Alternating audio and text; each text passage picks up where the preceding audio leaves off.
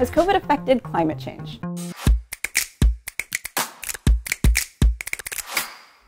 This is a question we actually get a lot because one of the first things that people noticed in terms of the environment during COVID was that the air seemed to be a little bit cleaner. And when scientists started looking at the data, we did see a decrease in air quality pollutants like nitrogen dioxide. In some cases, those decreases were as large as 30%, so pretty significant. But when we started looking more at greenhouse gases like carbon dioxide, the gases that stay in the atmosphere a really long time and cause climate change, we saw that the decreases were much more subtle, more on the order of 5 to 10%.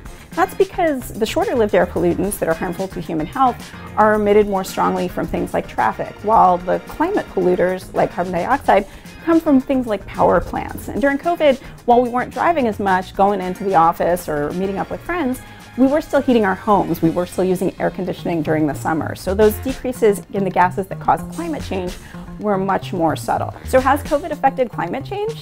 The answer is a little bit. We saw small decreases in emissions of greenhouse gases like carbon dioxide and methane, but they continued to build up in our atmosphere, much like in any other year. That means that we all have to continue to work hard to reduce emissions of those gases if we really want to turn climate change around.